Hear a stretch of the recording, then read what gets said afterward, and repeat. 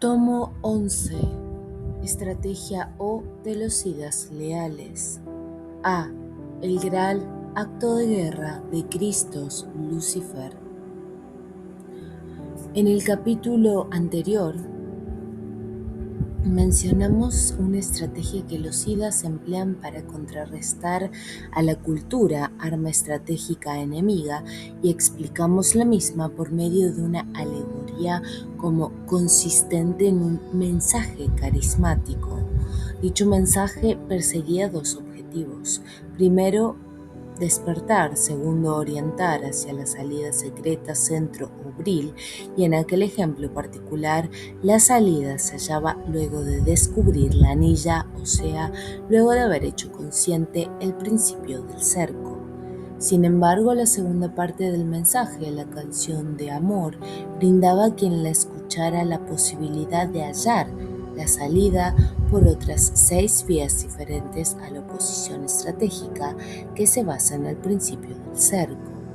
De cualquier manera, esta estrategia, tal como la hemos descrito con sus 7 posibles vías de liberación, responde a objetivos puramente individuales, es decir, es dirigida exclusivamente hacia el hombre viria perdido.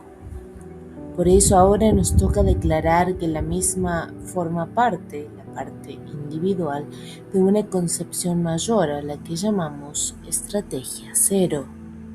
La estrategia cero está dirigida fundamentalmente a obtener la liberación individual del hombre, pero en ciertas ocasiones históricas favorables, los idas procuran orientar a la raza en su conjunto para forzar la mutación colectiva. En ese caso, los líderes, muchas veces enviados por los idas y otras veces iluminados por ellos, se encargan de proyectar carismáticamente en el pueblo las pautas estratégicas buscando reintegrarlo a la guerra cósmica. Para que tal tarea pueda realizarse con probabilidades de éxito, es necesario que los líderes dispongan de un elemento externo situado en el mundo que represente de manera irrefutable el origen divino de la raza. Este elemento externo debe dar prueba también del compromiso asumido por los idas al inducir a los virias a reemprender la guerra contra el demiurgo y de su resolución de esperar los kalpas que sean necesarios mientras ellos ganan la libertad. Por estas condiciones puede comprenderse que dicho elemento externo sea una verdadera piedra de escándalo para el demiurgo y sus huestes demoníacas, y que todo su poder, o sea el gran engaño, esté puesto en lograr su destrucción o en su defecto evitar que permanezca al alcance del hombre. Pero a pesar de la contrariedad que tal acción causaba en el enemigo, los idas han cumplido su parte del pacto primordial y con un desprecio admirable hacia el poder de las potencias infernales, lo depositaron en el mundo y lo resguardaron de cualquier ataque para que los hombres o sus líderes carismáticos lo descubran y se valgan de su significado. La estrategia cero de los idas se halla entonces dirigida a lo interno de cada hombre por los cantos carismáticos, tratando de despertar en ellos el recuerdo de sangre y de inducirles a seguir algunas de las 7 vías de liberación, pero también procura impulsar a la raza en su conjunto para que cese de marchar en el sentido evolutivo o progresivo de la historia y revelándose al plan del uno en un salto inverso, transmute las tendencias animales del pasú y recupere su naturaleza divina, hiperbórea. Para conseguir este segundo propósito, ya no individual sino racial, hemos dicho que se dispone de un elemento externo. ¿Qué será concretamente este elemento externo, esta cosa a la que hemos atribuido propiedades tan maravillosas? Se trata de algo cuya sola descripción llevaría varios volúmenes y que para abreviar llamaremos Graal. Siendo imposible revelar aquí un misterio que ha sido impenetrable para millones de personas, trataremos, como de costumbre, de aproximar al mismo por medio de algunos comentarios. Preguntábamos qué será concretamente esa cosa maravillosa que ahora sabemos se llama Graal. Empecemos por allí. Concretamente el Graal es una piedra, un cristal, una gema, de esto no caben dudas, pero no es una piedra terrestre, de eso tampoco caben dudas. Si no es una piedra terrestre, cabe preguntarse, ¿cuál es su origen? La sabiduría hiperbórea afirma que proviene de Venus, pero no asegura que ese sea su origen. Nosotros podemos suponer, a falta de otra precisión, que los señores de Venus la trajeron a la Tierra desde ese planeta verde. Pero los señores de Venus no son originarios de Venus, sino de Hiperbórea, un centro original que no pertenece al universo material y cuyo recuerdo de sangre ha llevado a muchos vides perdidos a identificarlo erróneamente con un continente nórdico o polar desaparecido. Según la sabiduría hiperbórea, el Graal fue traído al sistema solar por los Idas inmediatamente después de que irrumpieron por la puerta de Venus para instalarse en el Valhalla. Sea como fuere, hay otro aspecto concreto que conviene tener en cuenta. El Graal es una gema que reviste la mayor importancia para los Idas a tal punto que ellos no están dispuestos a abandonarlo, perderlo. Por camaradería y solidaridad hacia los vides perdidos, lo han situado en el mundo, pero al final del tiempo el Graal será recuperado y devuelto a su lugar de origen. ¿A qué se debe este interés sin medida por conservar la misteriosa gema?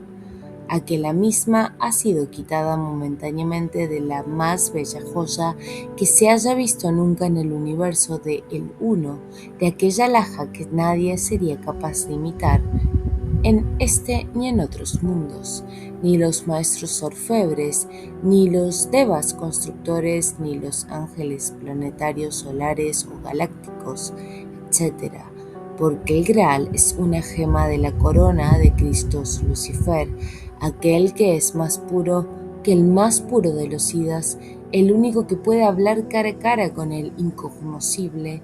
Cristo Lucifer es quien, estando en el infierno, está más allá del infierno, pudiendo quedarse en Hiperbórea la luz del incognoscible. Cristo Lucifer ha querido acudir en rescate de los espíritus cautivos, protagonizando el incomprensible sacrificio de su propia autocautividad. Él se ha instalado como sol negro del espíritu iluminado, iluminando carismáticamente desde atrás de Venus por intermedio del Paráclito directamente en la sangre de los virias perdidos. Como una gema del gallardo Señor se ha mancillado cayendo aquí a la tierra una de las cloacas más repugnantes de los 7 infiernos, porque Él así lo ha dispuesto. Cristo Lucifer ha entregado el Graal a los Idas como garantía de su compromiso con el hombre, de su sacrificio y como prueba material irrefutable del origen divino del espíritu. El Graal es en este sentido un reflejo del origen divino, el cual habrá de guiar como un faro el rumbo vacilante de los espíritus rebeldes que decidan abandonar la esclavitud de Jehová Satanás. Ya hemos visto lo que el Graal es, una gema de la corona de Cristo Lucifer. Veamos ahora lo que el Graal representa para los espíritus cautivos. Ante todo, el Graal se halla ligado a la encarnación de los espíritus, y su significado primero debe buscarse en relación con tal misterio. Ello se explica si tenemos en cuenta que hace millones de años, cuando los Idas traidores se aliaron al demiurgo Jehová Satanás para canalizar a los espíritus hiperbóreos, Cristo Lucifer entregó su gema para que la verdad del origen divino pudiera ser vista con ojos mortales. Por eso el Graal, puesto en el mundo como prueba del origen divino del espíritu, da sentido a todos los linajes hiperbóreos de la tierra, Por él, la sangre de los virias, aún sumidos en la más tremenda confusión, reclamará siempre su herencia extraterrestre. La presencia del Graal en principio impide al enemigo negar los ancestros hiperbóreos, pero así como el Graal da un sentido cósmico a la historia del hombre, conectándolo con la raza inmortal de los orígenes y diviniza los linajes hiperbóreos de la Tierra, así también para el demiurgo, por la presencia del Graal, dichos linajes pasan a ser motivo de escándalo y objeto de la persecución y el escarnio del castigo y del dolor. Los divinos linajes hiperbóreos serán, a partir del Graal, linajes heréticos condenados para toda la eternidad, un Mavantara, por Jehová Satanás. El Graal ha venido a despertar recuerdos indeseables, a valorizar el pasado del hombre. Será entonces el recuerdo y el pasado lo que más se atacará, y a borrar su influencia apuntará en gran medida a la estrategia sinárquica. Seamos capaces de advertir este ataque, que es evidente para la mirada gnóstica, y comprenderemos con mayor profundidad la función histórica del Graal. A ponerlo en evidencia dedicaremos los siguientes párrafos. El principal crimen del hombre ha sido negar la supremacia de Dios, es decir, del demiurgo terrestre Jehová Satanás, y rebelarse a su esclavitud. Pero el hombre es un ser miserable inmerso en un infierno de ilusión, en el que se siente insensatamente a gusto, sin posibilidades de romper el hechizo por sí mismo. Si ha negado al demiurgo y se ha rebelado, ha sido en virtud de un agente exterior. Pero, ¿qué cosa en el mundo puede ser capaz de despertar al hombre, de abrir sus ojos a la divinidad olvidada? Si tal cosa existe, dirán los demonios, es el objeto más abominable de la creación material. Pero esa cosa, ese objeto abominable, no es este mundo, y de él ha comido el hombre espíritu cautivo.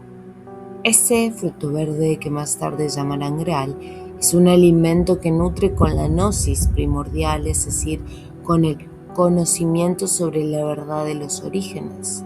Por el Graal, fruto prohibido por excelencia, el hombre sabrá que es inmortal, que posee un espíritu divino encadenado a la materia, que procede de un mundo imposible de imaginar desde el infierno terrestre, pero por él que siente nostalgia y al que desea regresar. Por el Graal el hombre ha recordado.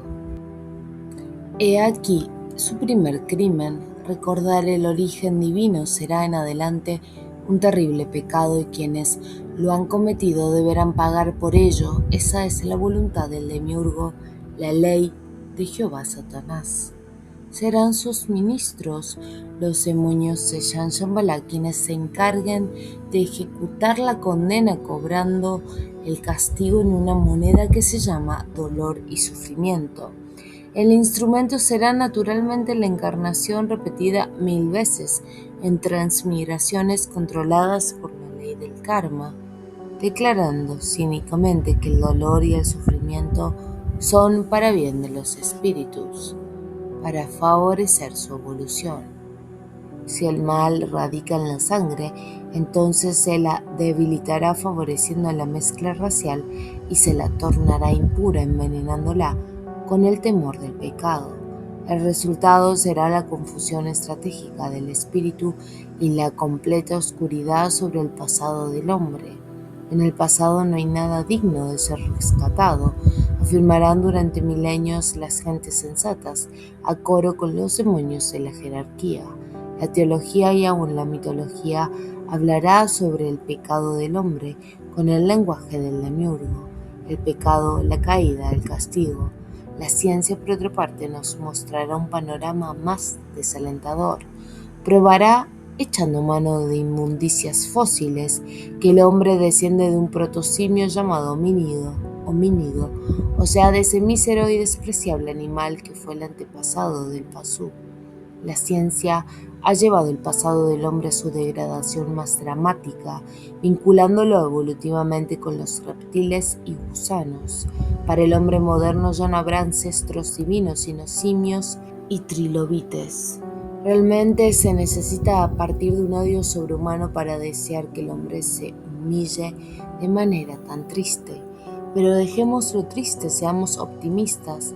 ¿Para qué mirar el pasado?, dirá la sinarquía con la voz de la ciencia y la teología, si el hombre es algo proyectado hacia el futuro. En el pasado no hay nada digno de respeto. Unos primitivos crustáceos marinos hundidos en el cieno tratando de ganar el medio terrestre, impulsados por la evolución. Millones de años después, unos simios deciden hacerse hombres, impulsados nuevamente por la milagrosa ley de evolución. Se vuelven bípedos, fabrican herramientas, se comunican hablando, pierden el pelo y entran en la historia. Y luego viene la historia del hombre, los segmentos, la civilización, la cultura. Y en la historia continúa implacable la evolución, convertida ahora en una ley más inflexible llamada dialéctica. Los desaciertos de la humanidad, guerras, intolerancia, fascismo, son errores. Los aciertos, la paz, la democracia, la ONU, la vacuna Sabin, son éxitos. De la puja dialéctica entre éxitos y errores surge siempre un estadio superior, un beneficio para la humanidad futura, confirmándose la tendencia evolutiva o progresista. ¿Acaso no es esa tendencia progresista de la historia todo lo bueno que cabe esperarse del pasado? Por eso seamos optimistas. Miremos el futuro, allí están todos los bienes, todas las realizaciones. El teólogo asegura que tras un juicio futuro, a los buenos se le abrirán las puertas del paraíso. Los rosacruces masones y otros teosofistas sitúan en el futuro el momento en que, concluida parcialmente la evolución espiritual, el hombre se identifica con su mónada, o sea, con su arquetipo divino, y se incorpora a las jerarquías cósmicas dependientes del demiurgo, y hasta los materialistas ateos o cientificistas presentan una imagen venturosa del futuro.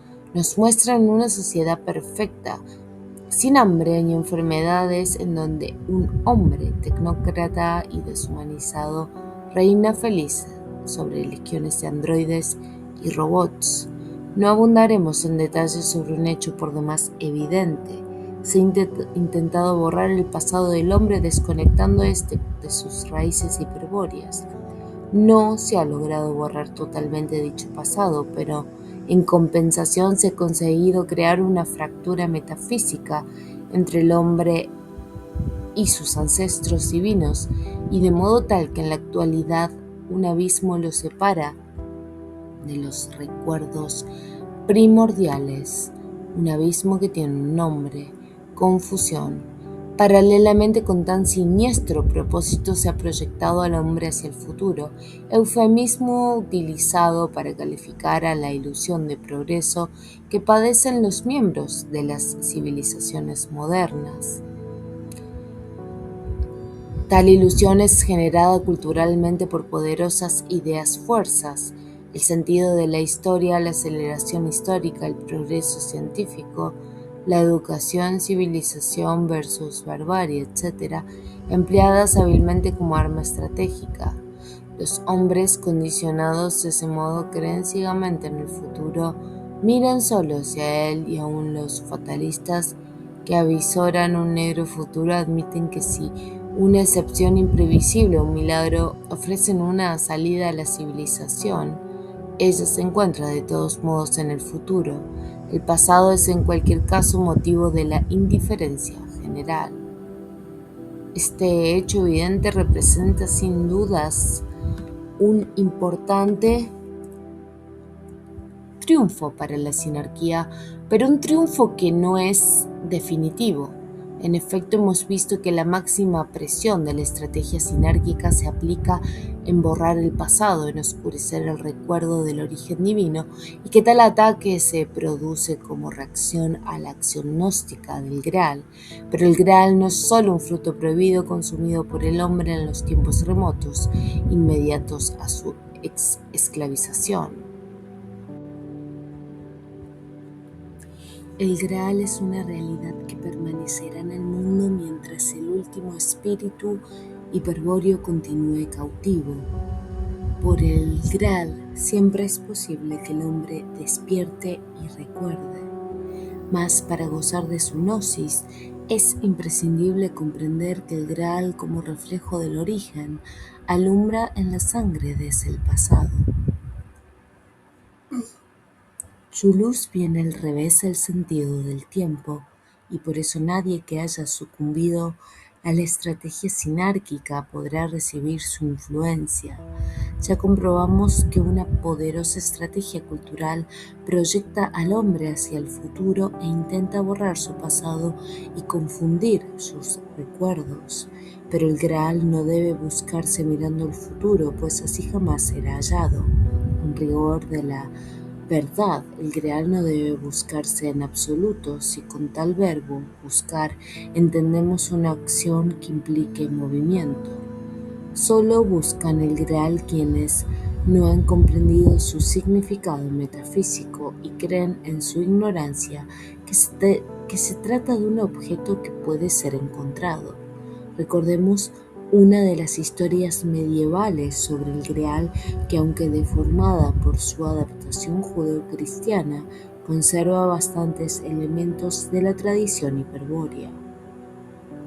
En ella Parsifal, el loco puro, sale a buscar el Graal. En su ignorancia comete el desatino de emprender la búsqueda, viajando caballerescamente por distintos países. Este desplazamiento apunta esencialmente hacia el futuro, porque en todo movimiento hay una temporalidad inmanente e inevitable, y naturalmente Parsifal jamás encuentra el Graal buscándolo en el mundo. Pasan así años de búsqueda inútil hasta que comprende esta simple verdad. Entonces, un día, completamente desnudo, se presenta ante un castillo encantado, y una vez dentro se le aparece el Graal, no lo encuentra y sus ojos son abiertos. Advierte entonces que el trono está vacante y decide reclamarlo, transformándose finalmente en rey. Debemos ver en esa alegoría lo siguiente. Parsifal comprende que el Graal no debe ser buscado en el mundo. Valplatz atraviesa el tiempo, conciencia fluyente del demiurgo, y decide valerse de una vía estratégica hiperbórea. Para ello se sitúa desnudo, sin las premisas culturales preeminentes, en un castillo, plaza fortificada por la ley del cerco, desincronizándose de tiempo del mundo y creando un tiempo propio, inverso, que apunta hacia el pasado. Entonces aparece el Graal y abre sus ojos, recuerdo de sangre Mine. Parsifal advierte que el trono está vacante, que el espíritu obril puede ser recuperado, y decide reclamarlo.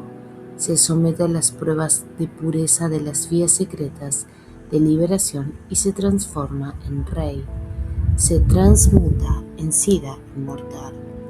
Esperemos haber dejado en claro que el Graal no debe buscarse, pues él aparece solamente cuando la conciencia del Vidya se ha desincronizado del tiempo del mundo y se ha despojado de la máscara cultural.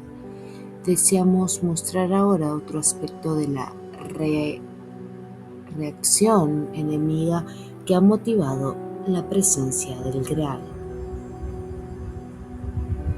Por el Graal el hombre comete el crimen de despertar a pecado, y el castigo se cobra en la moneda del dolor y el sufrimiento, por la encarnación y la ley del karma. Los encargados de velar por la ley y a quienes más ofende el recuerdo hiperbóreo de los hombres despiertos son los ángeles guardianes, es decir, los demonios de Shambhala y su jerarquía blanca. Hay aparte de esta una reacción directa del demiurgo que conviene conocer, pero como tal reacción se ha repetido muchas veces desde que los espíritus hiperbóreos han sido encadenados al yugo de la carne. Una exposición completa debería abarcar un lapso de tiempo enorme que va más allá de la historia oficial y se pierde en la noche de Atlántida y Lemuria. Desde luego no podemos enmarcarnos en un relato semejante y por eso solo nos referiremos a la reacción del demiurgo en tiempos históricos. Pero no debe olvidarse que todo cuanto se diga sobre este hecho no es exclusivo de una época, sino que ya ha sido y seguramente volverá a ser. Cuando se plantea la pregunta ingenua sobre cómo son los mundos de donde procede el espíritu cautivo, creyendo que puede haber alguna imagen que represente a la inimaginable hiperbórea, la sabiduría hiperbórea suele responder con una figura metafórica. Dice así al ignorante aprendiz: imagina que una mota de polvo recibe un débil reflejo de los mundos verdaderos y supón que luego dicha mota es dividida y reorganizada en infinitas partículas.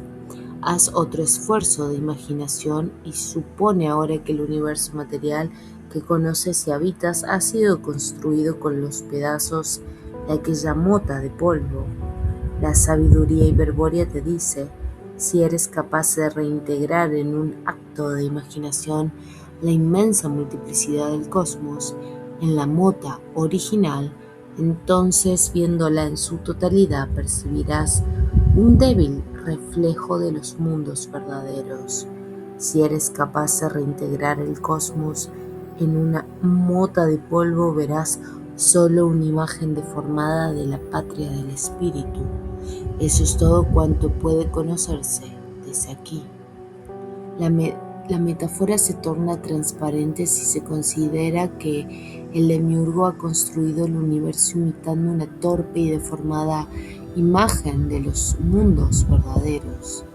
Ha insuflado su aliento a la materia y la ha ordenado con el propósito de copiar el débil reflejo que alguna vez recibió desde las esferas increadas, pero ni la sustancia era la adecuada ni el arquitecto estaba capacitado para ello, y sumado a esos males debe considerarse la intención perversa de pretender reinar como Dios de la obra a semejanza del incognoscible. El resultado está a la vista: un infierno maligno y demencial en el cual muchísimo tiempo después de su creación, por un misterio de amor, incontables espíritus inmortales fueron esclavizados, encadenados a la materia y sujetos a la evolución de la vida. La característica principal del demiurgo es evidentemente la imitación, por medio de la cual ha intentado reproducir los mundos verdaderos y cuyo resultado ha sido este vil y mediocre universo material. Pero es en las distintas partes de su obra a donde se advierte la alucinante persistencia en imitar, repetir y copiar. En el universo el todo es siempre copia de algo: los átomos todos semejantes, las células que se dividen en pares análogos, los animales sociales cuyo instinto gregario se basa en la imitación, la simetría presente en infinidad de fenómenos físicos y biológicos, etc. Sin extenderse en más ejemplos, puede afirmarse que la abrumadora multiplicidad formal de lo real es sólo una ilusión, producto del cruzamiento, intersección, combinación, etc., de unas pocas formas iniciales. En verdad, el universo ha sido hecho a partir de contados elementos diferentes, no más de 22, que soportan por sus infinitas combinaciones, la totalidad de las formas existentes. Teniendo presente el principio imitativo que rige la obra del demiurgo, podemos considerar ahora su reacción directa ante la presencia del Graal. Dijimos que el Graal diviniza a los linajes hiperbóreos al probar de manera irrefutable la verdad del origen y que la reacción de los demonios ha sido considerar a los mismos como linajes heréticos, merecedores del castigo más terrible. Pero mientras los demonios se ocupaban de castigar a los Viryas con las pesadas cadenas del karma, muy otra sería la actitud del demiurgo. Él, según su característica, ha querido imitar y aún superar a los linajes hiperbóreos, fundando una raza sagrada que lo represente directamente, es decir, que canalice su voluntad y por intermedio de la misma reinar sobre los espíritus encarnados. Una raza sagrada que se levante en el medio mismo de los pueblos condenados al dolor y el sufrimiento de la vida y que triunfando sobre ellos acabe por infligirles la humillación final de someterlos a la sinarquía de los demonios. Entonces los linajes hiperbóreos, hundidos en el barro de la degradación espiritual, exhalarán sus últimos lamentos y esos gritos de dolor, esos alaridos de espanto, serán la dulce música con que la raza sagrada regalará a su dios Jehová Satanás, el demiurgo de la tierra. Como ya hemos dicho, el demiurgo ha intentado muchas veces esta empresa.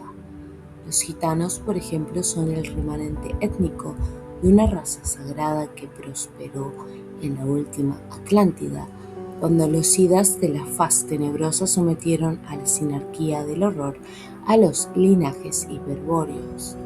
Los espíritus encarnados se vieron allí precipitados a las más infames prácticas.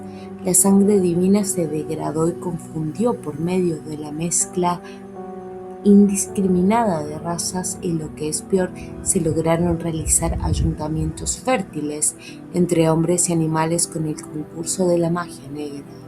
Se inmolaron miles de víctimas humanas para saciar la sed de sangre de Jehová Satanás, adorado allí en su aspecto de Dios de los ejércitos infernales.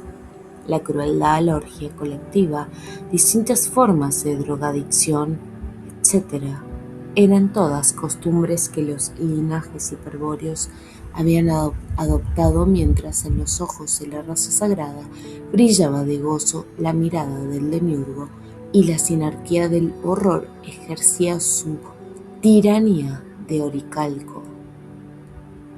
En tal estado de degradación ya nadie era capaz de recibir la luz del Greal ni de escuchar el canto de los idas. Por eso Cristo, Lucifer, decidió manifestarse a la vista de los hombres. Lo hizo acompañado por una guardia de sidas hiperbóreos, y ello determinó el fin de la Atlántida. Pero esta es una historia antigua. En tiempos recientes el demiurgo ha resuelto repetir nuevamente, a imitación de los linajes hiperbóreos, la creación de una raza sagrada que lo represente y a la cual le estará reservado el alto destino de reinar sobre todos los pueblos de la tierra. Con el pacto de sangre celebrado entre Jehová Satanás y Abraham, queda fundada la raza sagrada y sus descendientes, los hebreos, constituirán el pueblo elegido. Así como los espíritus hiperbóreos divinizados por la presencia del Graal representan el linaje herético por excelencia, los hebreos frente a ellos se presentarán como el linaje más puro de la tierra. Israel, pueblo elegido por Jehová Satanás para que sea su representante en la tierra, ¿qué títulos exhibirá como prueba irrefutable de que tal es su voluntad? El demiurgo, siguiendo su habitual sistema de imitar, razona de este modo: si por la gema de Cristo Lucifer el Graal ha sido divinizado, el linaje hiperbóreo también por una piedra del cielo será consagrada a la estirpe de Abraham. Pondré en el murdo una piedra en la cual estará escrita mi ley como prueba irrefutable de que Israel es el pueblo elegido ante el cual deberán humillarse las demás naciones. Tal es la reacción directa del demiurgo. Elige de entre la haz de la humanidad al pueblo más miserable y luego de pactar con él le hace crecer en la sombra de reinos poderosos. Cuando decide que a la raza sagrada le ha llegado el momento de cumplir su misión histórica, renueva el pacto entregando a Moisés la clave del poder. Entonces Israel, el linaje más puro de la tierra, atraviesa los milenios y marcha hacia su futuro de gloria, mientras los imperios y los reinos se hunden en el polvo de la historia. Sin duda ha sido efectiva la reacción del demiurgo y poderosos han resultado los efectos de su piedra, la fuerza de su ley. Por eso cabe preguntarse, ¿qué es en realidad lo que Jehová Satanás entrega a los hombres como instrumento de poder y de dominación universal? Lo diremos sintéticamente. Las tablas de la ley contienen el secreto de las 22 voces que el demiurgo pronunció cuando ordenó la materia y por las cuales ha sido formado todo lo existente. El conjunto de símbolos sostenidos por las tablas de la ley es lo que de antiguo se conoce como cábala acústica. En la Atlántida este conocimiento fue en principio patrimonio de otra raza sagrada, pero más adelante los guardianes del arte lítico, antepasados del Cromagnon y padres de la raza blanca, llegaron a dominarlo por completo. Las tablas de la ley es entonces la piedra que el demiurgo ha puesto en el mundo como soporte metafísico de la raza sagrada a imitación del conjunto linaje hiperbóreo Graal. Sin embargo, como en todas las imitaciones del demiurgo, no debe verse aquí una equivalencia demasiado precisa. El Graal desde el pasado refleja para cada uno de los virias el origen divino y constituye un intento de Cristo Lucifer por acudir en ayuda de los espíritus cautivos. O, en otras palabras, la influencia del Graal apunta a lo individual y a lo espiritual. Las tablas de la ley, por el contrario, apuntan a lo colectivo y material. Ellas representan el pacto racial colectivo entre Jehová Satanás y el pueblo hebreo y además su contenido cabalístico revela las claves que permiten dominar todas las ciencias materiales. Si la confusión estratégica, la encarnación, el encadenamiento a la ley del karma, etc., son males terribles que aquejan a los espíritus hiperbóreos, la convivencia terrestre con una raza sagrada de Jehová Satanás es sin duda la más espantosa pesadilla, peor aún que cualquiera de las desdichas mencionadas, porque a partir del pacto renovado con Moisés, la enemistad racial entre los linajes hiperbóreos, heréticos, y el linaje sagrado hebreo será permanente y eterna, con la desventaja irreversible para los primeros de que la voluntad infernal del demiurgo se expresará irresistiblemente a través de los segundos. Después de la aparición de Israel, solo les queda a los virias la alternativa dramática de regresar al origen o sucumbir definitivamente. Escarbando en el mito hebreo de Abel y Caín, bajo un velo de calumnias puede apreciarse una descripción acertada de la enemistad racial y teológica entre hebreos e hiperbóreos. En dicho mito, Abel, que es pastor de rebaños, representa el tipo básico del hebreo y Caín, el labrador, a la figura del viria. Cuenta la leyenda que a Jehová Satanás le resultaban agradables las ofrendas de sangre de Abel el pastor, consistentes en el sacrificio de los corderos primogénitos con su grasa. En cambio, despreció los frutos de la tierra que exhibía Caín, a quien condenó finalmente a llevar una marca, un signo que delate su condición de asesino. Este curioso criterio afectivo de Jehová Satanás se ha perpetuado a través de los siglos en el odio que los hebreos sienten hacia los linajes hiperbóreos, odio que, no lo olvidemos, proviene del demiurgo. Es interesante profundizar más sobre la figura de Caín. Según la Biblia, fue además de agricultor el primero que construyó ciudades amuralladas y el inventor de los pesos y medidas. Su descendiente Tubal-Caín, desdoblamiento mítico del mismo Caín, fue fabricante de armas y de instrumentos musicales. Si observamos ahora esta figura de Caín a la luz de la sabiduría hiperbórea, comprobaremos que posee muchos de los atributos característicos de los virias hiperbóreos. Ante todo, la asociación de la agricultura con la construcción de ciudades amuralladas en una antiquísima fórmula estratégica hiperbórea que emplearon recientemente, por ejemplo, los etruscos y los romanos, y que ha sido expresada con perfección por el rey germano Enrique I, el pajarero, ídolo de Heinrich Himmler y de Walter Darré. Por otra parte, el invento de los pesos y medidas que los hebreos atribuyen a Caín, los griegos a Hermes y los egipcios a Tot, permite identificar a Caín con esos dos dioses hiperbóreos. Y por último, la acusación de asesino y la condición de fabricante de armas revela claramente que la figura de Caín representa a unos guerreros temibles, quizá a los berserki.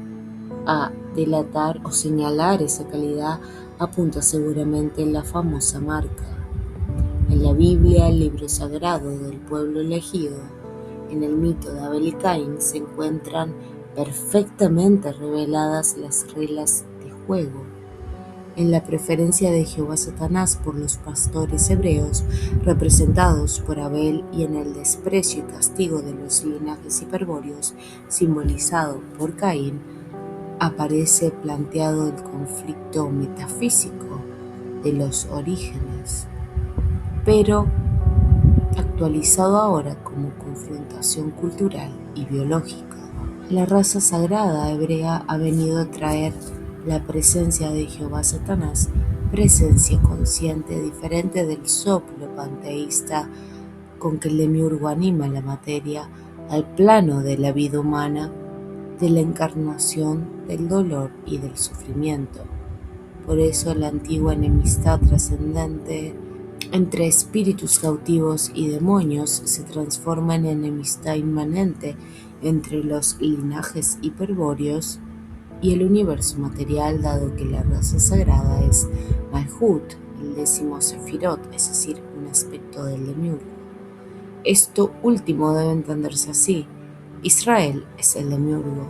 Vale la pena aclararlo, según las enseñanzas secretas de la Kabbalah y tal como puede leerse en el libro del esplendor o Sefer Yetzirah, es decir, acudiendo a las fuentes más confiables de la sabiduría hebrea para la creación de la raza sagrada. Jehová Satanás manifiesta uno de sus 10 aspectos o sefirot. El 10º Sefirot Malhut, el reino, es el propio pueblo de Israel, de acuerdo a los textos oficiales hebreos, el cual guarda un nexo metafísico con el primer Sefirot, Keter Corona, que es la cabecera conciencia suprema del demiurgo. En otras palabras, hay identidad metafísica entre Israel y Jehová Satanás, o si se quiere, Israel es Jehová Satanás. Como decíamos antes, la enemistad entre la raza sagrada y los linajes hiperbóreos enemistad que hemos visto declarada en el mito de Abel y Caín, significa un enfrentamiento entre estos y el universo material, dado el carácter de Malhut, desdoblamiento del demiurgo que ostenta Israel. Con Malhut, el demiurgo ha querido imponer la realeza del linaje sagrado hebreo a los restantes pueblos de la tierra. Si estos pueblos gentiles han olvidado el pasado y se han sometido al plan que lleva adelante la jerarquía blanca, entonces aceptarán de buen grado la superioridad hebrea y el mundo marchará alegremente hacia la sinarquía. Pero hay de aquellos, Goyim, que no renuncian a su herencia hiperbórea y persistan en recordar el conflicto de los orígenes. No habrá lugar para ellos en la tierra porque con la presencia de Malhut, el linaje sagrado de Israel, el demiurgo asegura su persecución e inmediato aniquilamiento. Dramático destino el del espíritu cautivo. Durante milenios, recordar el origen, es decir, exhibir un linaje herético, era castigado por los demonios con un fuerte karma, y el dolor, el sufrimiento eran tan terribles que se acababa por olvidar. Pero mientras esta degradación ocurría en el fondo de su corazón, bullendo en su sangre, el condenado podía participar de la mine y acceder a la gnosis. Era su derecho. Si lograba elevarse desde la ciénaga de la confusión espiritual, nadie podía impedirle que recibiera la luz del Grial ni que escuchara el canto de los idas. Con Israel ni esta miserable oportunidad de despertar sería ya posible, pues el conflicto fue planteado en términos biológicos, raciales, culturales. Quien se comprometa en la contienda debe ahora arriesgarlo todo, pues al enfrentar a Israel se está enfrentando al mismo demiurgo. Israel avanza en la historia con una fuerza irresistible. Sus grandes ideas van dominando poco a poco a la cultura de Occidente paralelamente con el crecimiento de su potencia financiera.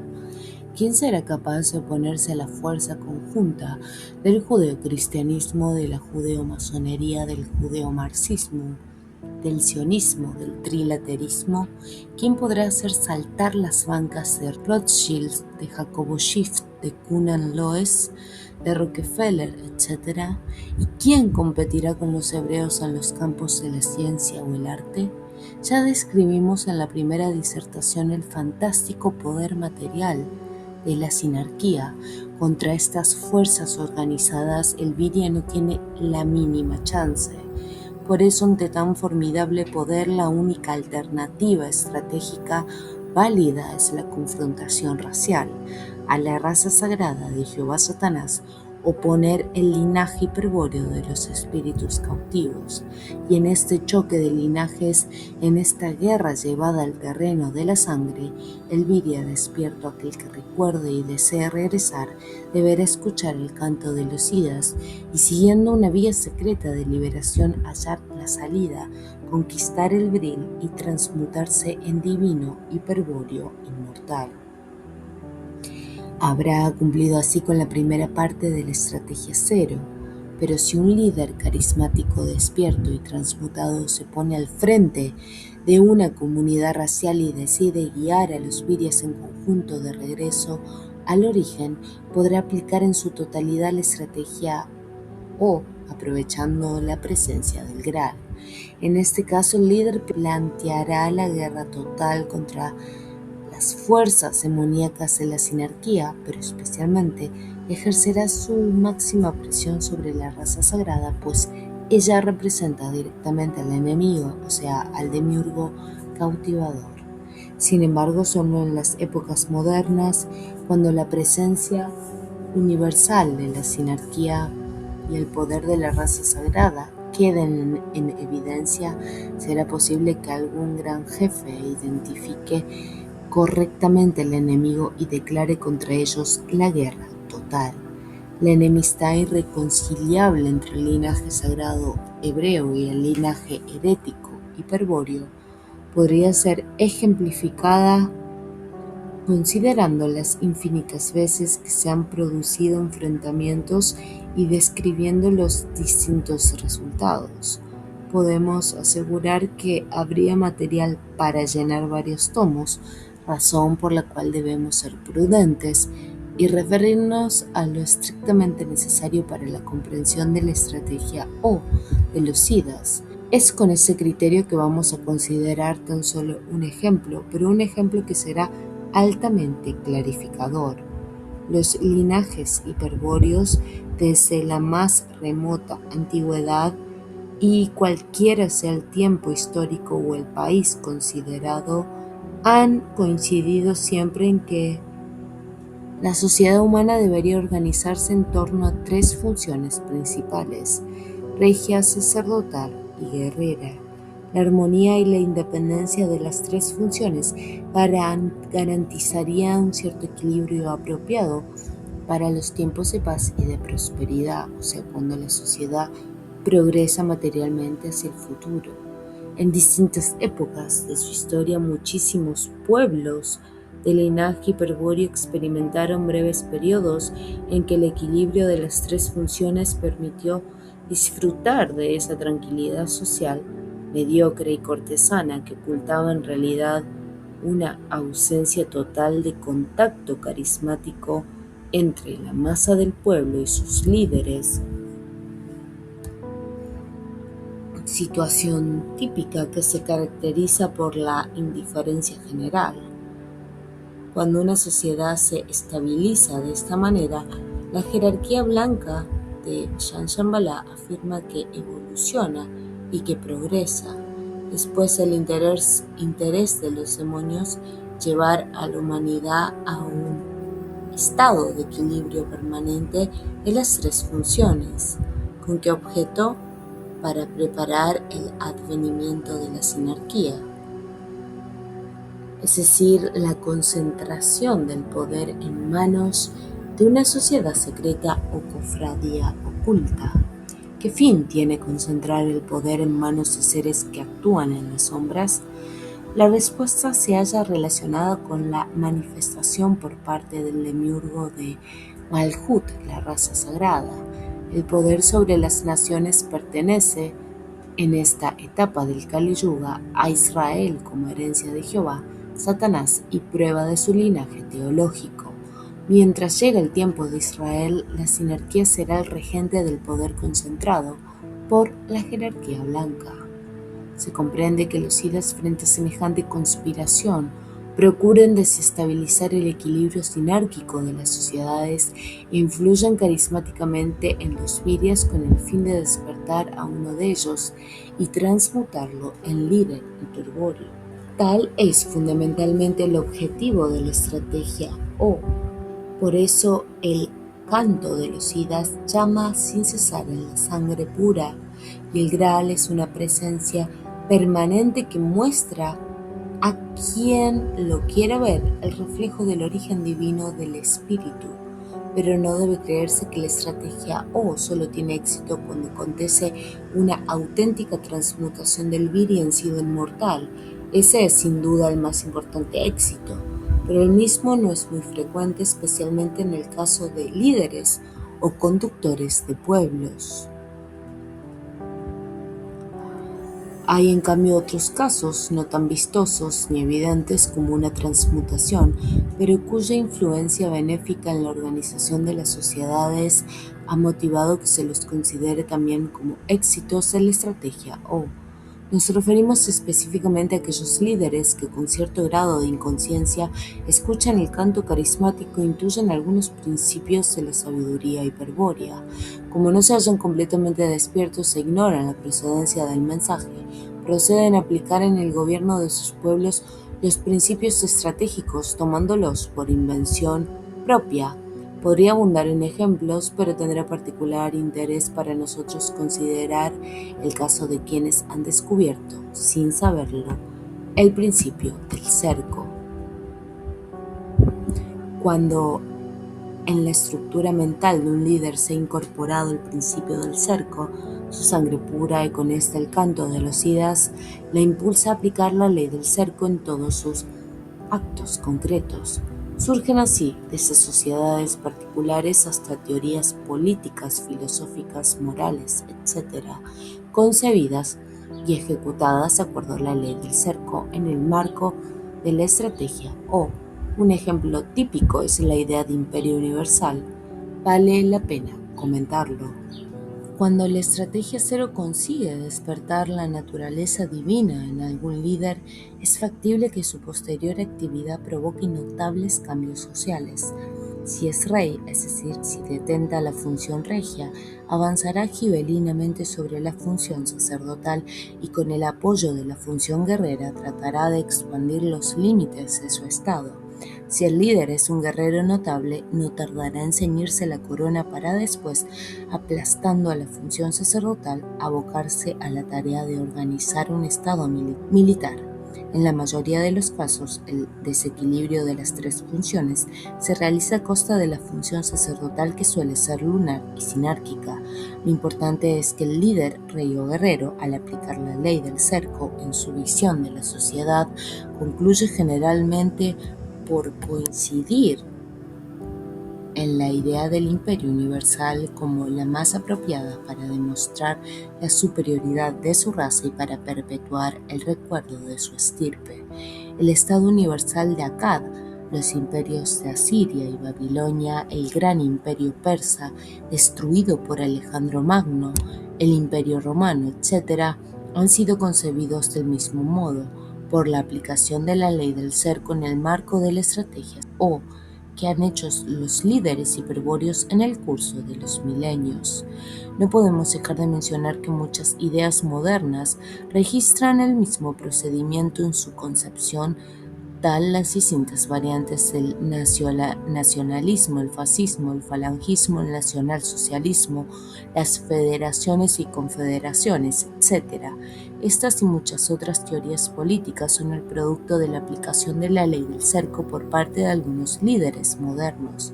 En el caso del fascismo, nacionalsocialismo, etc., es evidente que guardan un nexo bastante estrecho con la antiquísima idea del imperio universal, la que explica de manera elocuente el por qué tales ideologías han sido perseguidas hasta el aniquilamiento por la raza sagrada y las fuerzas de la sinarquía. Es que justamente la idea del imperio universal, que es hiperbórea y surge de la aplicación de la ley del cerco, se opone irreductiblemente a la idea de la sinarquía universal propiciada por la jerarquía blanca de Shambhala y llevada adelante en favor de la raza sagrada. Nos habíamos propuesto dar un ejemplo de la enemistad irreconciliable entre el linaje herético hiperbóreo y el linaje sagrado hebreo, y ello ha quedado de manifiesto en la oposición entre imperio universal y sinarquía, es decir, entre sus respectivas concepciones ideales de la sociedad. Munido de estas claves, cualquiera puede revisar la historia y sacar sus propias conclusiones. No es, pues, necesario insistir más sobre ello.